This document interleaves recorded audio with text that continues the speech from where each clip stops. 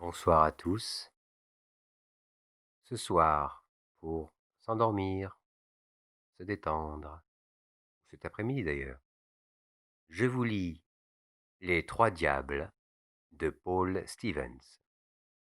Sachez que si vous voulez soutenir la chaîne, vous pouvez le faire via Tipeee ou Utip. Sur chaque plateforme, il y a des comptes réservés pour les abonnés. Les Trois Diables donc. Il y avait une fois un cordonnier qui s'appelait Richard, quoiqu'il ne fût pas riche. Tant s'en faut. Il est probable que s'il eut à se baptiser lui-même, il se serait donné un autre nom. Mais, comme vous le savez, cher lecteur, on n'est pas plus maître de son nom que de l'avenir. Pour peu que l'on soit sage, on les accepte tous deux comme ils tombent, et l'on vit content. Il n'en est pas moins vrai, soit dit en passant, que le nom et la personne ne s'accordent pas toujours. Je me rappelle avoir connu dans le temps un monsieur qui répondait au nom de Beau-Fils, et qui, sans contredit, était bien le plus affreux petit bonhomme que la terre eût jamais porté. Et je vois passer presque tous les jours un autre monsieur nommé Courbras, qui possède cependant une paire de bras qui remplacerait très avantageusement les ailes d'un moulin à vent. Mais revenons à Richard. Si c'était absolument nécessaire, je vous tracerais bien son portrait, mais comme ça pourrait traîner mon histoire en longueur, je me contenterai de vous dire qu'il n'était ni trop grand, ni trop petit de taille, ni gras, ni maigre, entre les deux, ni beau, ni laid. C'était, en un mot, un homme comme il y en a beaucoup. Son âge, il ne le savait pas au juste. Cependant, il aurait pu vous le dire à 10 ans près, et au moment où on commence notre récit, le brave Richard tirait sur 50. Il n'y avait pas, à 10 lieues à la ronde, un ouvrier qui travaillait plus rudement, et qui fit de meilleurs ouvrages que le bonhomme Richard. Levé au petit jour, et battant la semelle ou tirant ses poings jusqu'au coucher du soleil, à peine se donnait-il le temps de prendre ses repas. Malgré cela, il demeurait pauvre, et pauvre comme Job. Ça vous étonne, n'est-ce pas? Lecteur, un peu de patience, s'il vous plaît, ça ne vous étonnera plus tout à l'heure. Il faut savoir que le bonhomme Richard avait une femme. Il n'y a là rien de bien extraordinaire, allez-vous dire, sans doute. Un cordonnier qui tire sur 50 a très certainement le droit d'avoir une femme. Et ceci n'explique pas du tout pourquoi le bonhomme Richard demeure pauvre comme Job. Peut-être avait-il sa maison pleine d'enfants et de petits-enfants? Il n'en avait jamais eu. Alors est-ce que ces pratiques ne le payaient point? Pas le moins du monde. Tous ceux qui se faisaient chausser par le père Richard le payaient comme le roi. Mais s'il n'avait pas d'enfants, et si tout le monde le payait comme le roi, le bonhomme devait vivre à l'aise, ou bien il faut qu'il n'eût point d'ouvrage les trois quarts du temps. Pardon, j'ai dit tout à l'heure qu'il travaillait tous les jours, les dimanches et fêtes exceptées, depuis le matin jusqu'au soir, 8 heures l'hiver, 13 et 14 heures pendant l'été, mais quand bien même il aurait travaillé et gagné 10 fois plus, le pauvre Richard serait toujours resté sans le sou, car il avait le malheur d'avoir une femme qui buvait. S'il gagnait une piastre, sa femme avait soif pour deux. Elle buvait comme un trou, comme plusieurs éponges, cette malheureuse créature.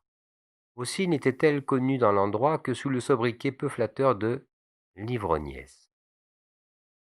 Richard avait beau cacher son argent quand il en recevait, sa femme furetait si bien les moindres recoins de la maison qu'elle finissait toujours par trouver la cachette. Et je n'ai pas besoin de vous dire que les écus du bonhomme ne prenaient pas alors le chemin de l'église. Il arriva cependant que ça finit par tanner la vieille d'avoir toujours à chercher l'argent que son mari s'obstinait à cacher, et il lui passa un jour dans l'esprit une effroyable idée. C'est étonnant comme les ivrognes ont toujours de mauvais desseins. Elle s'avisa d'invoquer le diable. Lecteur, il y a un proverbe qui dit « Lorsqu'on parle du diable, il montre les cornes ». Rien n'est plus vrai. À peine la Richard l'eut-elle appelé que le diable apparut. « Que me voulez-vous, bonne femme ?» lui dit-il de sa voix la plus douce. pour avoir votre âme, il n'y a rien que je ne fasse.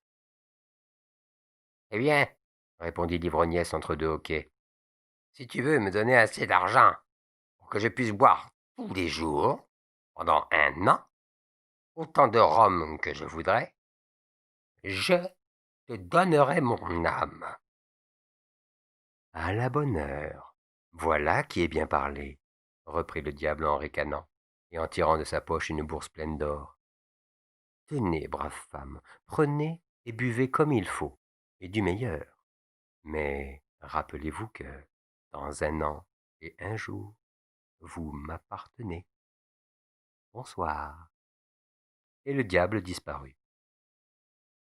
2 jours après que l'ivrognesse s'était vendue de la sorte, corps et âme, un pauvre vint à passer devant la porte de Richard et s'arrêta, demandant la charité. Assis sur son banc et martelant des empeignes à coups redoublés, le père Richard ne remarquait pas sa présence. La charité, s'il vous plaît, mon petit frère, répéta le mendiant. Oh, je n'ai rien à vous donner, pauvre homme. Et je vous assure que ça me fait bien de la peine de ne pouvoir vous soulager, dit Richard en essuyant une larme avec le coin de son tablier de cuir. Le bon Dieu m'est témoin que je ne demanderai pas mieux que de pouvoir venir au secours des pauvres. Mais par malheur, je n'ai jamais un sou par devers moi. Ma femme boit tout mon gagne. Voilà 30 ans que ce commerce la dure, et le diable seul sait quand ça finira, car je crois bien qu'elle a été ensorcelée. À ces mots, il s'opéra quelque chose d'étrange dans le maintien du pauvre qui se transfigura pour ainsi dire. Ah, vous avez bon cœur, dit-il au père Richard en jetant sur le cordonnier un regard de profonde commisération. Eh bien, je veux vous récompenser de vos excellentes intentions à mon égard. Que puis-je faire pour vous? Que voulez-vous? Que souhaitez-vous? Parlez. Ce que vous demanderez vous sera accordé. Je vous le promets. Le père Richard, étonné de ce langage, regardait son interlocuteur avec une sorte de stupéfaction mêlée de respect et ne savait que penser. Voyons, parlez, brave homme. Tenez, pour vous mettre plus à l'aise, je vous accorde d'avance 3 souhaits. Vous n'avez que l'embarras du choix.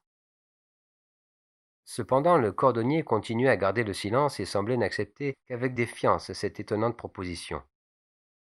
Évidemment, il croyait voir devant lui quelques jeteurs de sorts, comme il en passe de temps à autre dans les campagnes. Ce que vous me dites là est-il bien sûr? Dit enfin le père Richard, en accentuant chaque syllabe et en regardant fixement le mendiant, comme s'il eût voulu lire jusqu'au fond de son cœur. Aussi sûr qu'il y a un Dieu dans le ciel et que vous êtes là sur votre banc, père Richard. Eh bien, reprit le bonhomme d'un ton décidé, puisque vous voulez être si bon pour moi, quoique je ne vous ai jamais vu ni connu, je souhaite d'avoir un banc sur lequel tous ceux qui viendront s'asseoir ne pourront se lever que par ma volonté. Eh d'un, dit le mendiant, voici le banc. Je voudrais aussi un violon, et tant que je jouerai sur ce violon, tous ceux qui l'entendraient danseraient bon gré, mal gré. Et de deux, fit le mendiant. Voici le violon, père Richard, avec son archet et des cordes de rechange. Je voudrais encore un sac, et tout ce qui entrerait dans ce sac n'en sortirait que par mon bon plaisir. Et de trois, dit le mendiant, voici le sac. Maintenant que le bon Dieu vous bénisse, et au revoir, père Richard. Il n'y a rien au monde dont on semble faire moins de cas que du temps, et cependant rien ne s'écoule plus vite. Au bout d'1 an et 1 jour, le diable, qui n'avait point oublié la femme du cordonnier, s'en vint tout droit chez Richard. Tiens, pensa le bonhomme en le voyant, voilà un visage nouveau. Qui es-tu? Demanda-t-il d'un ton un peu brusque au visiteur qui arpentait sans façon la chambre de long en large, comme s'il fût devenu tout d'un coup maître de la maison. Je suis le diable, répondit celui-ci sans cesser sa promenade. Et que viens-tu faire? Je viens quérir ta femme. Oh, tu viens quérir ma femme. Prends-la, tu me rends un fameux service, va. Elle est couchée pour le moment. Elle n'en peut plus, la malheureuse. Depuis 1 an, elle n'a pas été à jeun une pauvre petite heure. Mais assieds-toi donc un instant. Le diable, sans se faire prier, s'assit sur le banc dont j'ai parlé. Dès qu'il fut assis comme il faut, Richard dit au diable: Tiens, voilà ma femme qui tousse. Elle ne tardera pas à se lever. Va donc la prendre. Mais le diable eut beau faire des efforts inouïs pour se remettre debout, il eut beau se démener et te démèneras-tu, comme s'il eût été au fond d'un bénitier, il demeurait cloué sur le banc. Richard, en voyant les contorsions et les affreuses grimaces du maudit, riait dans sa barbe, tandis que sa femme, tenant la porte de sa chambre entrebâillée, criait à son mari d'une voix raillée et pleine de larmes: Tiens, tiens-le bien, Richard, tiens-le bien, mon homme, hein. Tiens-le comme il faut. Ne le lâche pas, mon cher petit mari, je t'assure que je ne boirai plus.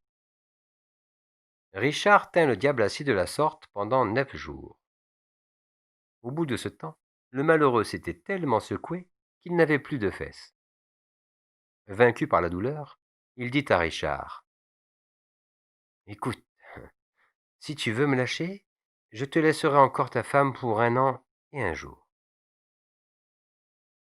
C'est bien, dit Richard. Lève-toi, bon voyage et au plaisir de ne plus te revoir. Il faut savoir, cher lecteur, que ce diable qui avait acheté l'âme de la Richard avait 2 frères. Ces 2 frères et lui faisaient 3 frères ou 3 diables, comme vous voudrez. Dès qu'il revint en enfer, tout en boitant, tant il souffrait à l'endroit que vous savez, ses 2 frères n'eurent rien de plus pressé que de lui demander ce qu'il avait fait pendant cette longue absence. Ce que j'ai fait, répondit piteusement le diable. Depuis que je suis parti, j'ai demeuré assis sur un banc. Et il se mit à raconter de point en point sa pitoyable tournée. Ce n'est rien, petit frère, dit alors l'un des 2 diables. Va te faire soigner. Il ne manque pas de médecins chez nous. La prochaine fois, ce sera moi qui irai chercher la Richard, et foi de bon diable, je te garantis bien qu'elle ne m'échappera pas. Au bout d'1 an et 1 jour, voilà donc le diable qui avait ainsi parlé, qui se présente chez le cordonnier. Notez bien, lecteur, que sa femme buvait de plus belle, car comme dit le proverbe, qui a bu, boira. Il y aurait eu, d'ailleurs, grandement à s'étonner qu'elle fût devenue tempérante. Est-ce qu'on peut pratiquer la tempérance quand on a le diable dans le corps? Tiens, voilà encore un visage nouveau, dit Richard en voyant le diable qui se tenait debout d'un air de défiance. Qui es-tu? Demanda le cordonnier. Je suis le diable. Et que veux-tu? Je viens quérir ta femme. Je t'en serai bien reconnaissant. Ce sera un bon débarras. Mais assieds-toi donc un peu. Tu m'as l'air fatigué. M'asseoir? Hé hé hé.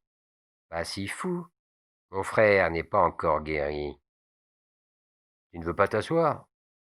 Tant pis. Reste debout comme un cheval. En disant ces mots, le père Richard alla décrocher son violon, se l'ajusta délicatement sous le menton et prit son archet de la main droite. Le diable le regardait faire sans souffler mot, immobile et raide comme un piquet. Allons, pensait le cordonnier, en examinant son étrange vis-à-vis sous cape. Il ne veut pas t'asseoir, il ne veut pas marcher. Eh bien, tu danseras, maudit, et je te promets que tu sauteras comme tu n'as pas encore sauté de ta vie. Et Richard hasarda une note sur son violon.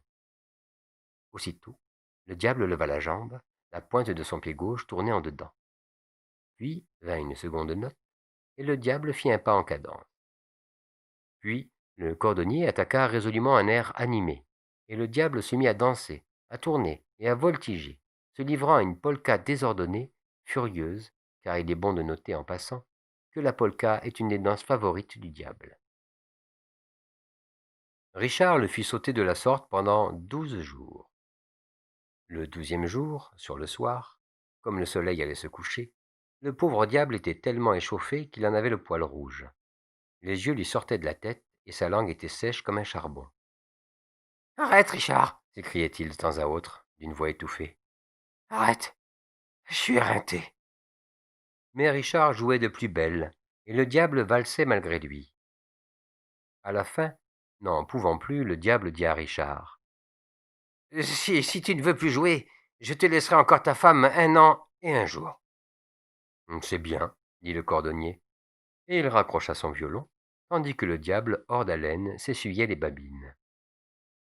Quand il s'en revint vers ses frères, du plus loin que ceux-ci l'aperçurent, celui qui avait mal aux fesses se mit à crier de toutes ses forces: Je gage que tu t'es assis, hein? Pas du tout. Mais qu'est-ce que tu as fait alors pendant 12 jours? Dit l'aîné. Oh, ne m'en parlez pas. Voilà 12 jours que je danse. Ce Richard-là est un diable d'homme. Wesh, vous êtes 2 poules mouillées, s'écria alors le plus vieux en faisant un geste de mépris. La prochaine fois, ce sera moi qui irai quérir la Richard, et nous verrons si un méchant cordonnier me fera la loi. Au bout d'1 an et 1 jour, l'aîné des diables arriva à son tour chez le cordonnier. Tiens, encore un visage nouveau, fit Richard. Qui es-tu? Je suis le diable. Et que veux-tu? Je viens quérir ta femme. Oh, j'en suis bien fier. Elle est allée boire dans le fort. Tout à l'heure, quand elle rentrera, tu n'auras que la peine de l'emmener. Mais assieds-toi donc un instant. Non, je ne m'assois pas. Aimes-tu la musique? Veux-tu que je te joue un petit air de violon? Je te le défends bien. Va me chercher ta femme, c'est tout ce que je demande. Un instant, dit Richard en prenant le sac que vous connaissez. Je vous l'apporterai dans cette poche, si vous voulez bien me faire un plaisir. Quoi? Quel plaisir? Fit le diable. Eh bien, reprit Richard, on dit que le diable est fin. Et puis? On dit qu'il peut se métamorphoser comme il veut, et quand il veut. Ça, c'est vrai, affirma le diable en se rengorgeant. Moi, je n'en crois rien, continua Richard, et je serais curieux de le voir. Métamorphose-toi donc un peu en quelque chose. En lion? Non, tu pourrais m'étrangler. Change-toi en petit animal afin que je puisse te caresser. Fais-toi rat, par exemple. Tiens, regarde bien. M'y voici. Le diable s'était déguisé en rat, mais en un clin d'œil, Richard l'empoigne, le jette dans son sac, qu'il lit comme il faut, se le met sur le dos et passe la porte. Ainsi équipé, il va tout droit chez le forgeron. As-tu de l'ouvrage, compère? Non. Et ton apprenti, en a-t-il? Non. Ça donne bien. Je vous en apporte pour une quinzaine, dit Richard en déposant son sac sur l'enclume dans lequel le diable gigotait de son mieux. Vous allez prendre tous les deux vos marteaux les plus lourds, et vous me battrez ce sac jusqu'à ce qu'il soit aussi aplati qu'une feuille de papier. Surtout, tapez dur. Voilà donc le forgeron et son apprenti qui se mettent en face l'un de l'autre à battre sur l'enclume de toute leur force. Bim, bam, boum, le diable en sautait, et les marteaux faisaient du feu. Les 2 hommes martelèrent de la sorte pendant 15 jours. Sur la fin du 15e jour, à la nuit tombante, le diable qui avait tous les os rompus dit à Richard: Si tu veux me lâcher, je t'abandonne tous mes droits sur ta femme. Si elle est damnée, nous l'aurons toujours. Si elle fait son salut, tant mieux pour elle. Ça me va, répondit Richard en ouvrant le sac. Et le diable disparut comme un feu follet. Quelque temps après, il arriva que la femme de Richard mourut. Comme elle avait vécu en ivrognesse et qu'elle arriva à la porte du paradis, elle dut faire demi-tour et tomba en enfer où les diables la chauffèrent comme il faut. Quand Richard mourut à son tour, il alla cogner à la porte du paradis. Saint-Pierre, voyant arriver le cordonnier, lui dit: N'es-tu pas Richard? Eh oui. N'est-ce pas toi qui avais une femme qui buvait tout ton gagne? Eh oui. Te rappelles-tu ce mendiant qui t'accorda 3 souhaits à ton choix? Je m'en souviens comme si c'était arrivé hier, quoiqu'il ait coulé bien de l'eau dans le Saint-Laurent depuis ce temps-là. Eh bien, continua Saint-Pierre, ce mendiant, c'était moi. Et puisque tu n'as pas eu le bon esprit de souhaiter le paradis, va te promener en enfer. Comme il vous plaira, dit le cordonnier en tirant sa révérence. Arrivé à la porte de l'enfer, Richard cogna. Qui est là? C'est Richard. Richard le cordonnier? Exclamèrent les diables qui faisaient chauffer sa femme à blanc. Oui, Richard le cordonnier. As-tu ton banc? Demanda le premier diable. As-tu ton violon? As-tu ton sac? Demandèrent les deux autres. Oui, j'ai mon sac, mon violon et mon banc, répondit Richard d'une grosse voix. Va-t'en alors, maudit, va-t'en, hurlèrent les trois diables. Et Richard reprit la route du paradis. Mais Saint-Pierre, qui voulait apparemment éprouver le cordonnier, ne le reçut pas davantage, et Richard s'en retourna cogner à la porte de l'enfer. Qui cogne là? Demandèrent les diables. C'est Richard. On ne te veut pas, va-t'en. Que vous me vouliez ou que vous ne me vouliez pas, cria Richard, vous allez toujours m'ouvrir la porte. Croyez-vous que j'ai l'envie de passer l'éternité dans le chemin? Ouvrez, vous dis-je, et tout de suite, ou j'enfonce la boutique, et je mets l'un de vous sur mon banc. Je fais danser l'autre, et je martèle le troisième dans mon sac jusqu'à la fin des siècles.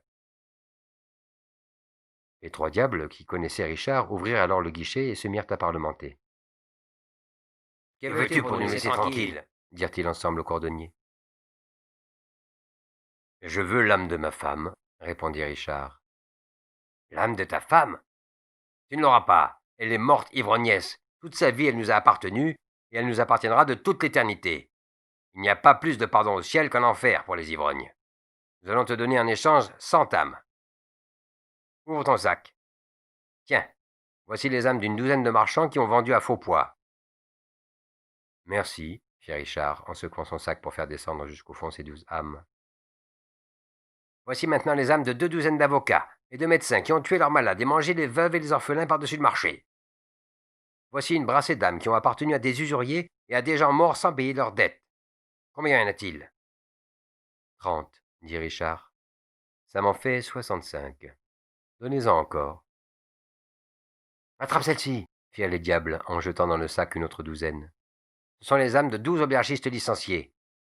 Combien t'en manque-t-il pour un 100? 23, reprit Richard. Eh bien, voici ton compte, grommelèrent les diables en amenant une nouvelle fournée. Ce sont les âmes de 23 charretiers qui avaient toujours leurs poches pleines de sacre. Va-t'en, il ne revient plus. Maintenant, il me faut l'âme de ma femme, insista Richard. On te l'a dit, tu ne l'auras pas. Ah, vous ne voulez pas me la donner. Eh bien, vous allez la danser comme de vrais diables que vous êtes. Et Richard fit mine de prendre son violon. Arrête, arrête, Richard, arrête, crièrent ensemble les trois diables. La voilà ta femme, la voilà. Et Richard, se jetant le sac sur l'épaule, décampa comme s'il eût eu tout l'enfer à ses trousses. Arrivé à la porte du paradis qui se trouvait entr'ouverte, Richard ne se donna pas la peine de parler au portier. D'un bond, il se précipita dans l'intérieur du paradis, où il fit une culbute avec sa charge. Si nous vivons bien, cher et bon lecteur, nous aurons un jour l'avantage et le bonheur de faire connaissance là-haut avec le brave Richard, et j'ai l'intime conviction qu'il vous garantira de point en point l'exactitude de cette étonnante et véridique histoire que j'aurais voulu pouvoir raconter mieux, et surtout avec ces gestes inimitables dont mon ami Blanchard semble avoir le secret.